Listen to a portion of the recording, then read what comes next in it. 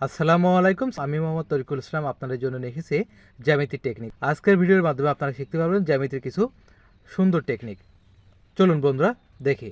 চতুর্ভুজের চার কোণের অনুপাত 1:2:2:3 হলে বৃহত্তম কোণের মান কত? সেক্ষেত্রে আমরা খুব সহজে যেভাবে নির্ণয় করব, আমাদের মনে রাখতে হবে চতুর্ভুজের চার কোণের সমষ্টি হলো 360 ডিগ্রি। এর সাথে আমরা গুণ দিব। যেহেতু বৃহত্তম কোণের মান চাইছে, সেক্ষেত্রে সবথেকে বড় যে অনুপাতের মান সেটি আমরা লবে দিব এবং হরে দিব কি বন্ধুরা, এই যে অনুপাতগুলো আছে এইগুলোর যোগফল, অর্থাৎ 3 আর 2 5, 5 আর 2 7, 7 আর 1 8, এটি আমরা দিব হরে।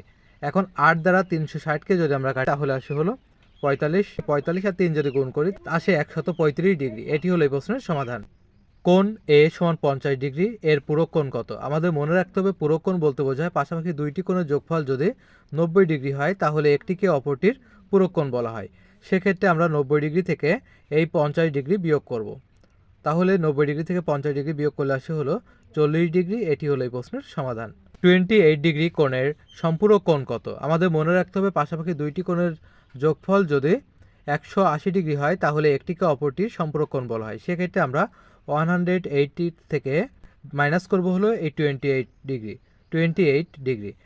সেক্ষেত্রে থাকে হলো 152 ডিগ্রি। 152 ডিগ্রি। এটি হলো এই প্রশ্নের সমাধান। একটি সমবাহু ত্রিভুজের একটি বাহুর দৈর্ঘ্য 16 মিটার হলে ত্রিভুজটির ক্ষেত্রফল কত? সমবাহু ত্রিভুজের ক্ষেত্রফলের সূত্র হলো √3/4 গুণ হলো এক বাহুর দৈর্ঘ্য স্কোয়ার। অর্থাৎ যেহেতু 16 আছে এক বাহুর দৈর্ঘ্য, সেক্ষেত্রে 16কে স্কোয়ার, অর্থাৎ তাহলে থাকে √3 ভাগে থাকে হলো 4 গুণ 16কে স্কোয়ার বলতে 16 দুইবার গুণ হবে, অর্থাৎ 16 গুণ হলো 16।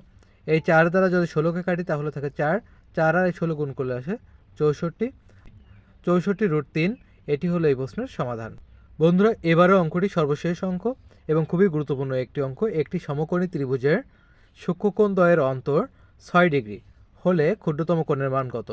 আমরা জানি সমকোণী ত্রিভুজের একটি কোণ হয় 90 ডিগ্রি, তাহলে বাকি যেই দুইটি কোণ থাকে সেই দুইটি কোণ মিলে হয় 90 ডিগ্রি। তার ভিতর সূক্ষ্মকোণের মান, অর্থাৎ সেক্ষেত্রে 90 ডিগ্রি থেকে আমাদের এই 6 ডিগ্রি মাইনাস করতে হবে। 6 ডিগ্রি বিয়োগ মাইনাস করার পর ভাগ করতে হবে 2 দ্বারা।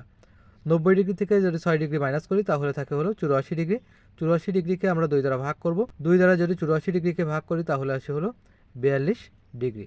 এটি হলো এই প্রশ্নের সমাধান।